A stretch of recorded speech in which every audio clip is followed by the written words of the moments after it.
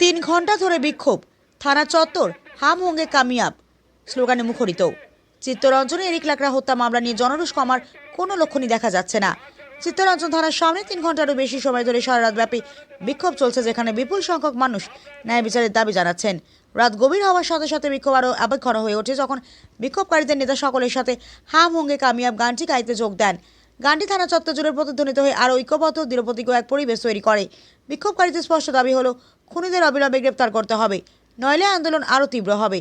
বিক্ষোভস্থলে বিপুল সংখ্যায় নারী, যুবক এবং স্থানীয় বাসিন্দারা উপস্থিত রয়েছেন। এরিক লাকড়াকে শ্রদ্ধা জানাতে মোমবাতি জ্বালানো হচ্ছে এবং ক্রমাগত স্লোগান দেওয়া হচ্ছে। চিত্তরঞ্জনের পরিস্থিতি সংবেদনশীল, জনসাধারণের জন্য স্পষ্ট বার্তা, আমাদের শুধু আশ্বাস নয়, কাজ চাই। কাজল মিত্রের রিপোর্ট।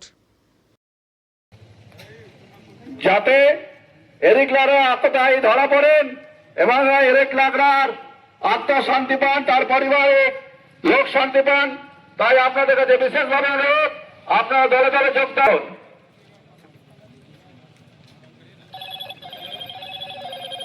পড়লো না কেন একজন পুলিশ জবাব দাও। এরিক লাকড়াকে আত্মদায়ী এখনো দেওয়া পড়লো না কেন ফতেপুর থানা জবাব দাও।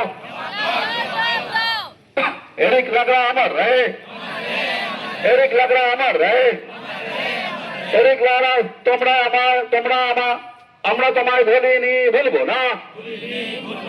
এরিক লাকড়া আততায়ীকে অবিলম্বে অ্যারেস্ট করতে হবে, এরিক লাকড়া আততায়ীকে অবিলম্বে অ্যারেস্ট করতে হবে।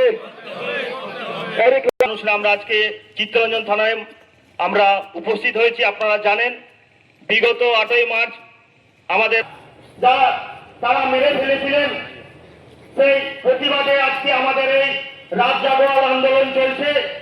তো চিত্তরঞ্জন পুলিশ প্রশাসন এবং সিএলডব্লিউ অ্যাডমিনিস্ট্রেশন তাদের কাছে আমাদের একান্ত অনুরোধ, আপনারা যত শীঘ্রই সম্ভব, আমাদের একটাই দাবি যে এই দুষ্কৃতিতে যারা দোষী তাদের অবিলম্বে শাস্তি দিতে হবে। তাই আজকে আমাদের এই রাত জাগরণ আন্দোলন চলছে। চিত্তরঞ্জন পুলিশ প্রশাসন সকল মানুষ আমরা দাবি জানাই, তাই বন্দে মাতরম। এরিক লাকড়াকে হত্যা করা হলো কেন? পুলিশ প্রশাসন জবাব চাই। এরিক লাকড়া হত্যা যারা করেছেন তাদের অবিলম্বে শাস্তি দিতে হবে।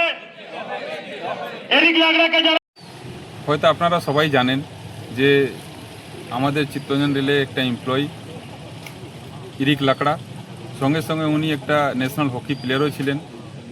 গত 8 মার্চ একটা ছোট ঘটনা নিয়ে ওনার সঙ্গে মারপিট হয়েছে, উনি কমাতে চলে গেছেন, আর গত 30 তারিখ উনি এক্সপায়ার করে গেছেন। রোজ মানুষ, চিত্তরঞ্জনের মানুষ এখানে থানার সামনে আসছে, আন্দোলন করছে, কিন্তু কোনো শোনাই কেউ শুনছে না। শুধু লোক, বাড়ির লোক আর যারা আসছে ওদেরকে শুধু আশ্বাসন দেওয়া হচ্ছে যে আমরা 2-4 দিনে ধরে নেব, কিন্তু এই 2-4 দিন করে করে আজকে 35 দিন হয়ে গেছে। না হলে মানুষ কি করবে? আজকে রাত জাগছে, কালকে মানুষের একটা আইনের উপরে ভরসা আছে। কালকে আমাদের বাবা সাহেব ভীমরাও আম্বেদকর যিনি সংবিধান তৈরি করেছিলেন তার উপর লোকের আস্থা আছে, ওই আস্থা রেখেই আজকে আন্দোলনে সবাই নেমেছে। আমরা কোনো এখানে উগ্র আন্দোলন করতে আসিনি, আমরা শান্তিভাবেই আইনকে মেনেই আমরা আন্দোলনটা করছি। আগামী দিনেও যদি না শুনে তাহলে চিত্তরঞ্জন লোক এই আন্দোলনটা চালিয়ে যাবে। বলছি, দুষ্কৃতীদের কি শনাক্ত করা গেছে? সিসিটিভি ফুটেজে তো সবাই দেখতে পেয়েছে, সিসিটিভি ফুটেজ তো ক্লিয়ার আছে। উনি তো এখানে ফুটেজে দেখা যাচ্ছে যে উনি হাত জোড় করে ক্ষমা চাইছেন যে ভাই হয়ে গেছে, ছেড়ে দাও। তার সত্ত্বেও ওর দোষীরা এত নির্দয়ী যে ওনার বাবা, ওই ছেলেদের যারা ছিল বাবা বয়সী, তবু ওরা কোনো ওইটা পরোয়া করেনি, মেরেই যাচ্ছে। আর যারা দেখেছে কেউ ওই দেখার পরে কেউ বাড়িতে শান্তিতে ঘুমাতে পারছে না। পুলিশ প্রশাসন কি বলছে? বললাম তো যে আমরা তো এখানে আসছি, জবার এসে সবার আমরা শুধু এটাই আশ্বাসন পেয়েছি যে আমরা কিছু দিনের মধ্যে ধরে নেব, কিন্তু আজকে তো 35 দিন হয়ে গেছে। ও তো ইন্ডিয়াতেই আছে, বাইরে তো যায়নি। আজকে যে এটা হচ্ছে সেটা কি চিত্তরঞ্জন বাসী না কোনো? না, এটা দেখুন, এটা কোনো দলের লোক নেই, আমরা সব চিত্তরঞ্জনের মানুষই। চিত্তরঞ্জনের যারা এমপ্লয়ি আছে, ওনার এমপ্লয়ীদের ফ্যামিলি মেম্বার যারা আছে ওরাই এসছে, কোনো বাইরের লোক কেউ আসেনি। আপনার নাম? আমার নাম ইন্দুজিৎ সিং।